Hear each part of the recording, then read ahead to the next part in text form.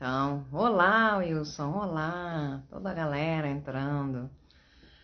Então, chegando um pouquinho mais tarde, mas prometo fazer valer a pena. Prometo mesmo. Juntos novamente. Olá, galera. Alguns alunos entrando aí, né? Muito bom, muito bom. Gratidão, imensa gratidão por vocês me esperarem até este momento. Porque hoje eu estava dando aula, né? Muito bom mesmo. Genial. Né? E estamos aí. Oi, olá. Oi, Espaço Gaia. Oi, Vandinha. Olá, galera. Luna. Olá. Muito bom, Thaís. Boa noite a todos. Começando com mais um Conversas. Hoje eu separei várias pequenas perguntas, assuntos aleatórios, assim. Quero registrar que agora tem uma caixinha ali no nosso Insta para você fazer as perguntinhas. Então você clica lá e deixa a sua pergunta também, né, no nosso perfil do Insta e também no WhatsApp do Instituto diretamente. Tá bom? Começando então, vamos lá. Perguntas.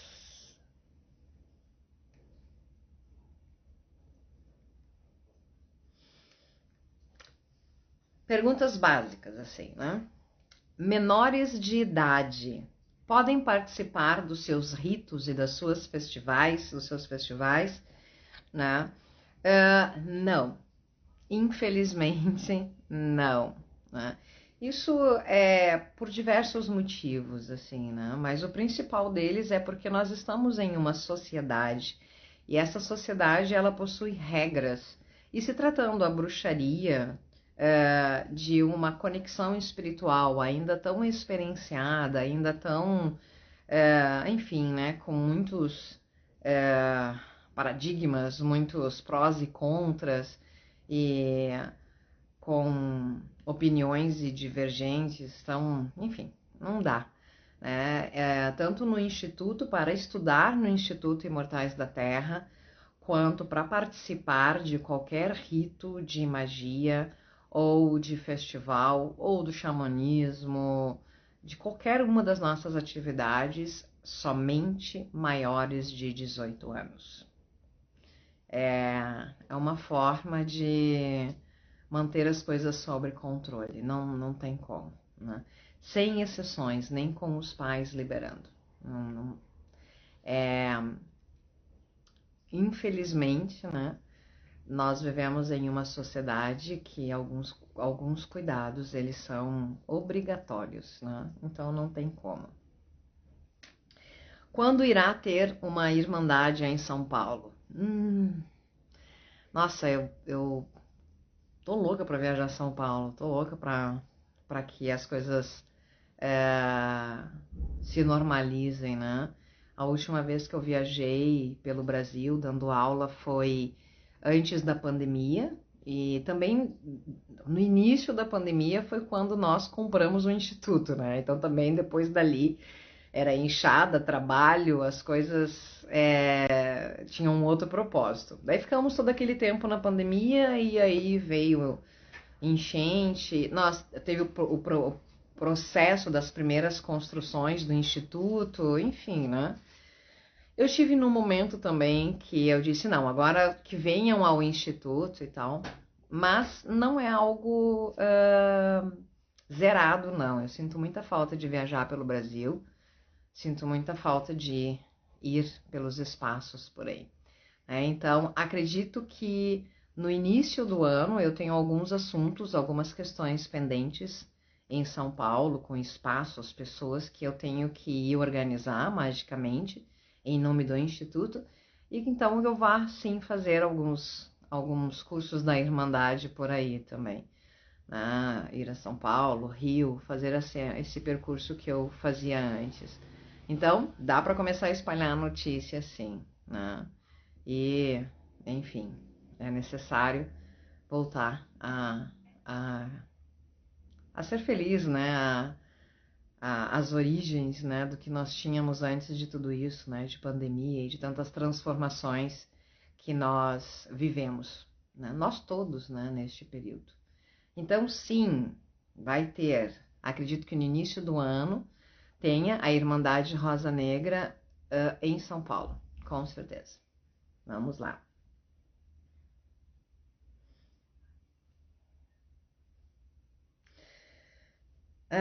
Agora, é verdade que a bruxaria também é exorcista, ou que a bruxaria é o verdadeiro exorcista, né?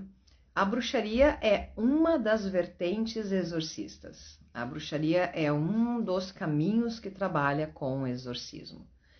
Também recebi a pergunta para que eu falasse um pouco sobre os demônios de antigamente, né? Como eu falava, né, das histórias, enfim.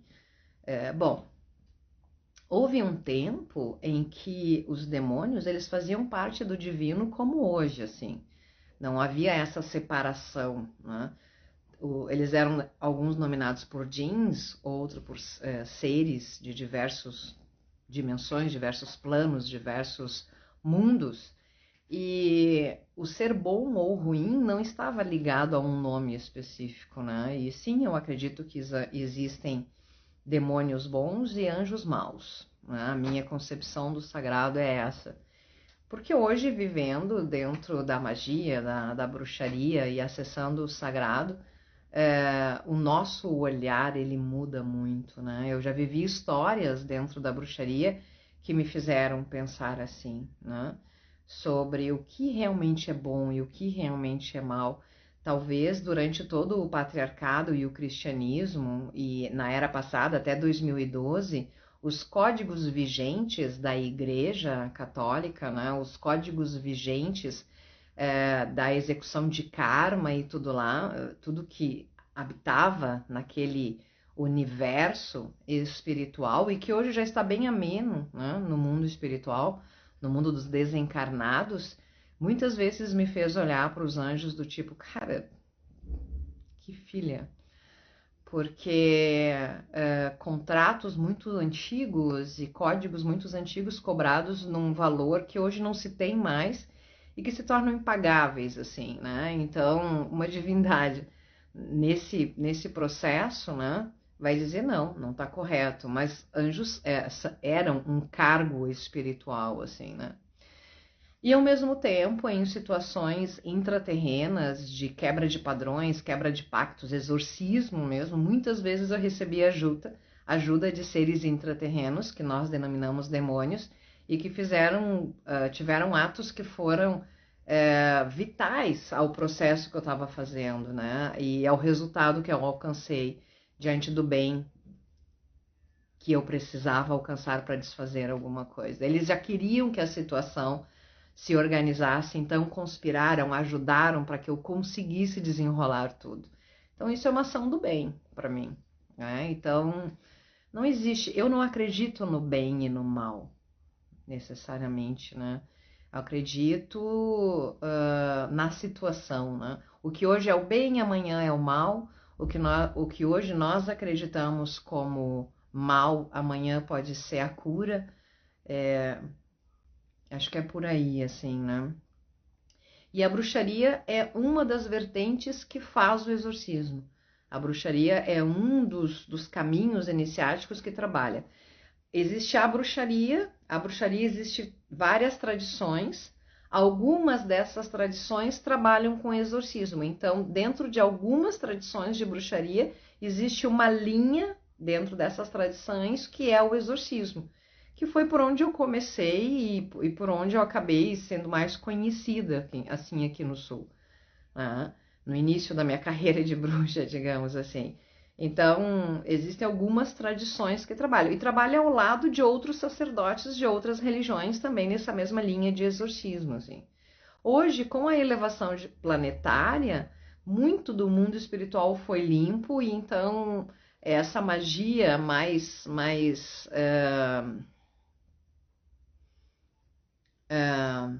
ritualística pesada, digamos assim, ela é mais limitada, assim, ela é mais fechada e acontece mais com períodos mais longos, né? Não se tem tanto para fazer.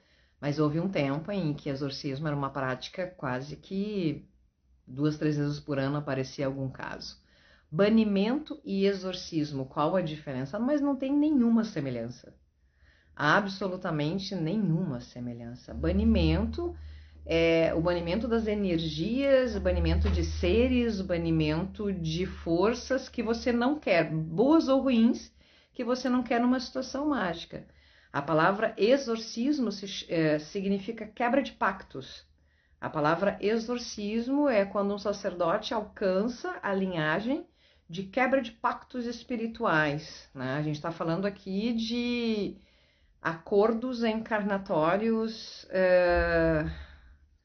mágicos, ritualísticos. Não, uma coisa não tem nada a ver com a outra, assim, são coisas diferentes, certo?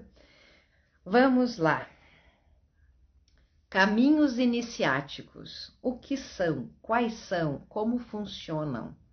Por que que tem tanta jornada iniciática hoje em dia? É verdade, né? E isso é uma coisa boa. A jornada iniciática do tarô, a jornada iniciática xamânica, a jornada iniciática... toda a tradição mágica poderia falar sobre os benefícios das carrafadas de lita para exorcismo? Boa pergunta, Wilson. Muito bom. Falo sim, na sequência eu falo. Todas as tradições, todos os caminhos que levam à elevação, à iluminação, ao despertar, podem ser considerados iniciáticos. Mas quais são os caminhos iniciáticos? São trilhas deixadas por sendas na espiritualidade. Eu sou simbologista e o que eu mais amo fazer é estudar os caminhos iniciáticos da cabala, do tarô, da astrologia, das runas, né, que é o que está na entrelinha, é o que nos molda. A geometria sagrada é extremamente iniciática. É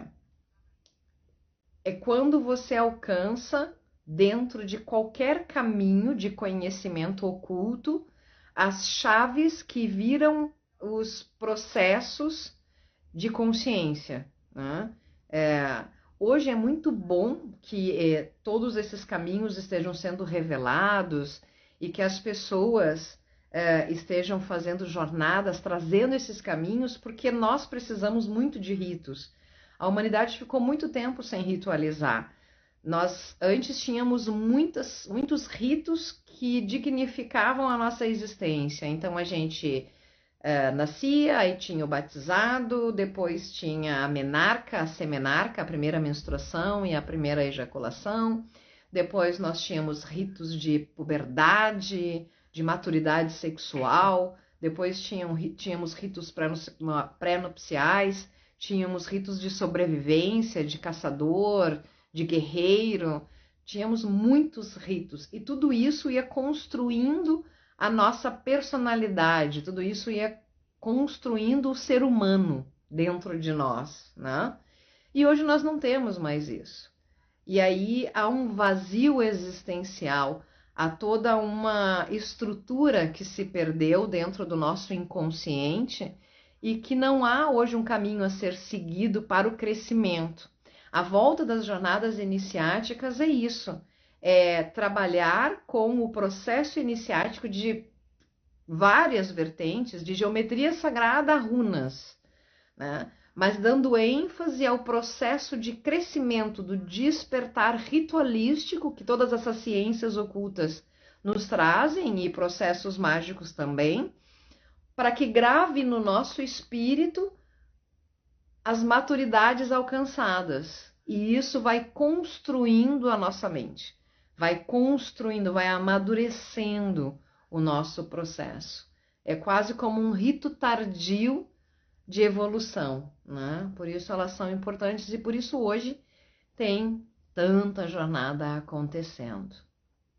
E é muito bom mesmo, né? Outra pergunta. Existem magias em forma de canto? Quando criança eu fazia, e nessa lua cheia veio muito essa lembrança. Super existem, né? É uma das magias mais usadas pelas bruxas, o canto e o encanto, né? Principalmente dentro da arte da dominação de elementos, muitos bruxos usam isso, né? O canto para dominar o seu elemento interno, né? Eu trabalho muito com abertura de portais com cantos. Durante os meus rituais, por exemplo, várias vezes eu ergo cantos, às vezes eu sozinha. Eu na minha, o ritual tá rolando e eu em algum momento eu tenho uma música que eu programei, olha, dando dica mágica aí, né? Uma música que eu programei que naquele momento, quando eu virar a chave, quando eu cantar, quando eu for para aquela essência, eu tô abrindo uma outra porta. Fica programado no templo, sabe? Tu programa na teia, tu programa no campo, na vibe. E aí quando tu canta, tu estabelece aquela conexão que abre e vai, né? No xamanismo, na bruxaria, eu trabalho muito. Então, magias de canto.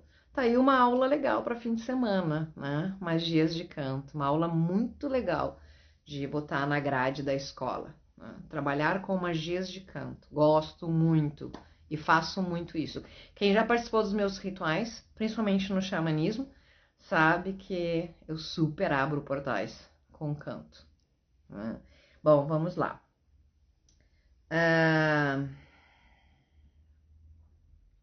E quanto o descer da lua, esse ritual existe? Sim, sim, existem. Ah, eu esqueci de falar sobre as garrafadas de Lita, né? Lita é o sabá da energia verde, né?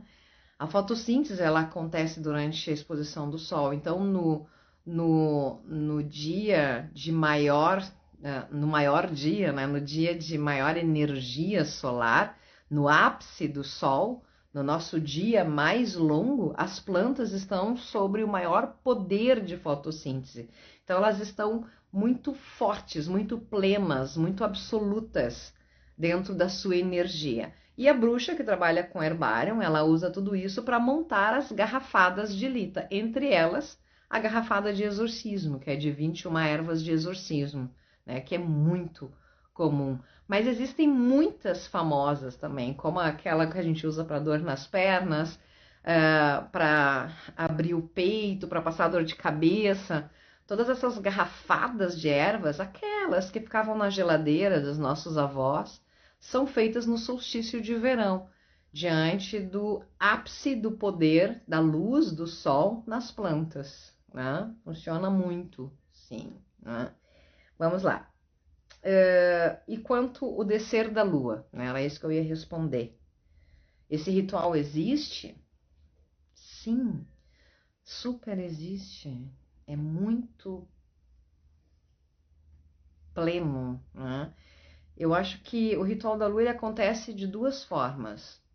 Em momentos muito sagrados, momentos em que um clã, um coven, alcança uma egrégora, um campo, ergue um rito de forma muito redondinha, espontaneamente a lua desce, e é uma coroação do rito de uma forma absoluta, plena, e também em algumas ocasiões especiais pode-se descer a lua, né? Em algumas ocasiões, digamos assim, programadas para isso.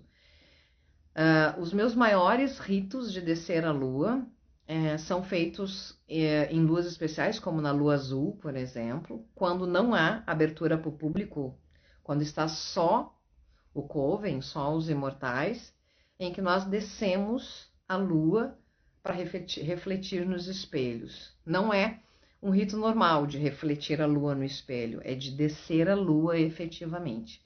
Quando isso acontece, os processos de canalização são muito superiores, e quando abre-se o espelho para encanto da lua ou para oráculos, é quando as grandes manifestações dos deuses entre nós acontecem, assim.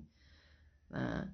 E fora o espetáculo, porque a projeção da lua efetivamente entre as pessoas é justamente o campo que estabelece a lua como se ela estivesse projetada, né, entre as pessoas ou em cima das pessoas, né?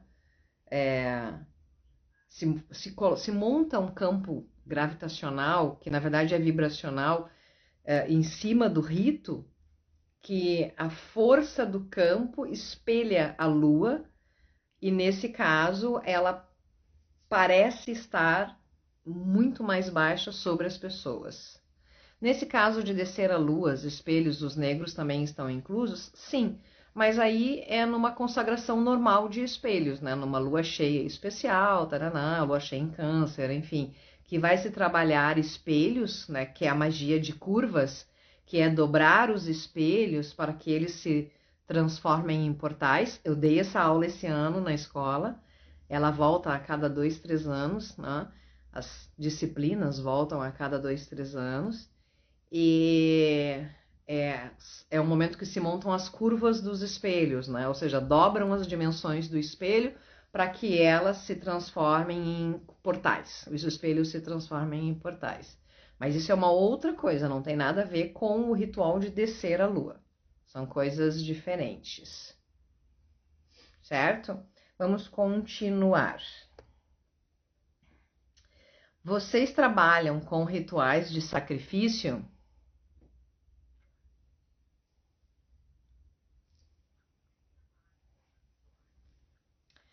Óbvio que não. Próxima pergunta. Como funcionam e se existem as incorporações dentro da bruxaria? Não, a bruxaria não tem incorporação. Não é assim que funciona. O processo entre bruxos e deuses é de uma outra forma. Incorporar é um processo mediúnico que acontece com espíritos. A bruxaria não tem esse processo espírito. Agora, temos canais em que os deuses e os nossos ancestrais falam conosco? Sim. É público? Não. É um mistério? Completamente um mistério. Posso ter acesso a isso? Se um dia você tiver sorte, né? Mas é isso. Uma sugestão: a caixinha de perguntas do Insta está com um limite muito curto, não dá para desenvolver muito. Aí manda a pergunta no nosso telefone, lá no WhatsApp. Tem um link lá na bio para mandar no nosso WhatsApp. Manda lá, que lá no WhatsApp faz a pergunta do tamanho que quiser daí. Certo? Então, a bruxaria não trabalha com incorporação, mas nós trabalhamos sim num outro processo, né? Vamos colocar aí muito mais possessão, mas é um mistério, numa outra plataforma. Não é algo que se aprende na escola, nem algo que se aprende aqui, né? Não, é uma outra história. E cada tradição tem a sua verdade, cada tradição tem o seu jeito, né? Sua forma de trabalhar. Dentro dos imortais, oficialmente não trabalhamos com isso, não temos isso, e dentro dos nossos ritos, isto é um mistério, ou seja, um segredo. É basicamente uma ocupação? Não, não é. Não, não é. Entendeu? É segredo. Portanto, olha pra minha cara. É isso.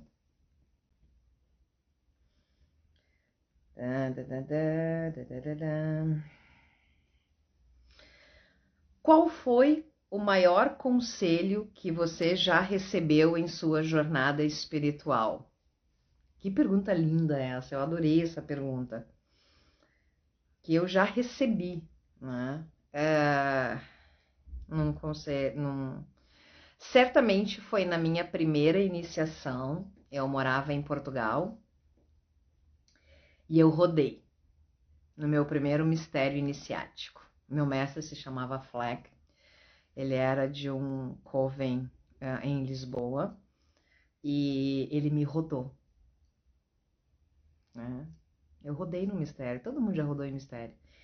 E ele disse, te rodei porque o teu dom é a tua ruína. Porque eu era muito boa, muito boa. E naquele momento muito jovem. E certamente se ele não tivesse me freado, talvez eu não estivesse aqui, eu não teria dado certo, né? Então, o melhor conselho que eu recebi foi quando um ancião olhou para uma bruxa muito jovem e poderosa e disse que eu poderia me destruir, que eu poderia ser a minha própria ruína. E isso me marcou profundamente. E a partir dali eu vi os dons, a magia, a dominação de elementos e tudo que eu tinha na minha mão de uma outra forma.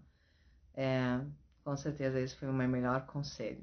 Foi um ancião de cabelos brancos e quase careca que me rodou, me botou no meu lugar e me ensinou que tudo aquilo que tu tem como poder só é poder quando você trabalha ele. Todo dom, todo poder que não é trabalhado, ele se transforma num fantoche. Ele se transforma em ruína. Ele não serve para absolutamente nada, né?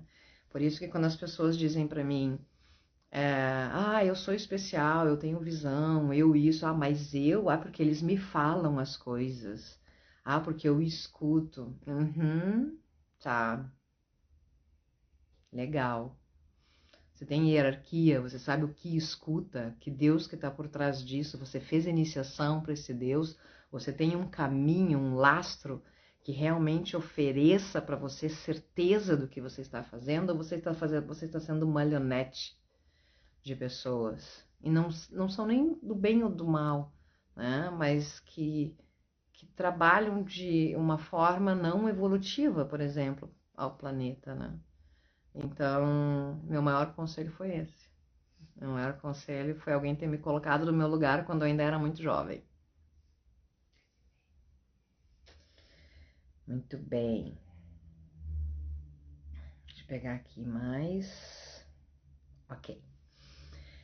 Como posso adaptar a configuração para receber as influências magnéticas planetárias do paralelo 30, no Rio Grande do Sul, mais basicamente no Instituto Imortais da Terra, e nós estamos sentados em cima do paralelo 30, na minha região ou residência, como por exemplo, estou no Rio de Janeiro, ou no Nordeste, né? Enfim, muito simples. O paralelo 30, que não é só do Rio Grande do Sul, é de todo o paralelo do planeta, né? Mas gaúcho domina isso, porque nós somos bons, né? A gente ergue a torre. O que é a torre da Coroa do Sul? As torres ao redor. A Coroa do Sul é todo o paralelo 30 do hemisfério sul. E cada torre que é erguida no paralelo 30 é uma das pontas da coroa. É uma das pontas deste novo centro de poder, desse novo chakra, desse novo momento, digamos assim, né? E aí, isso não está só no sul, isso está no planeta. Então, todo bruxo do mundo inteiro, neste momento, se volta para o paralelo 30. Você vai erguer a torre, conectando a sua torre de onde você está ao paralelo, a torre do paralelo 30, a coroa, e da coroa ergue a sua torre, né? Da mesma forma que até alguns anos atrás nós nos conectávamos ao hemisfério norte, só que agora ao hemisfério sul, né? Da mesma forma. Erguer o ritual da Torre da Coroa do Sul te coloca dentro do paralelo 30 sul. O, o ritual da torre, ele está na nossa escola EAD. E é para conquistar geral, é para todo mundo realmente erguer a torre e participar dessa coroa do hemisfério sul, que é o que vai reinar nos próximos 2000 anos, digamos assim, né? Vai se erguer nos próximos 2000 anos para ser a base mágica dos próximos 10.000 anos, até que nós novamente estejamos na aurora dourada. Então, é para todo mundo. Efetivamente, é para todo mundo. É só se conectar ao paralelo 30. 30 Norte, Cairo, no Egito, 30 Sul, Porto Alegre. É uma coisa assim, tipo, nós, né? Na verdade, o paralelo ele não é tão assim, né? Tão do tipo a só, ali, né? Na faixa de Porto Alegre. Um paralelo, ele é uma faixa. No Rio Grande do Sul, ele ultrapassa, é Grande Porto Alegre, né? Onde tem a marcação, lá em Porto Alegre, é onde ele foi registrado pelo ser humano, pelo homem, né? Mas na faixa planetária, o vínculo energético passa por cima da faixa, né, de terra que vai de Porto Alegre até passando Viamão ali. Passa por São Francisco de Paula, enfim, é uma linha muito grande, gente, né? É um paralelo, é só olhar, a gente estudou isso lá na 7ª série, né? A gente estudou isso, né? Tá, dá volta no planeta, né? Ele não pega Floripa? Não, Angelia, não vai até Floripa, né? Aí você tá querendo demais, né? Mas energeticamente tá muito mais perto, né? A serpente de fogo, quando ela se ergue,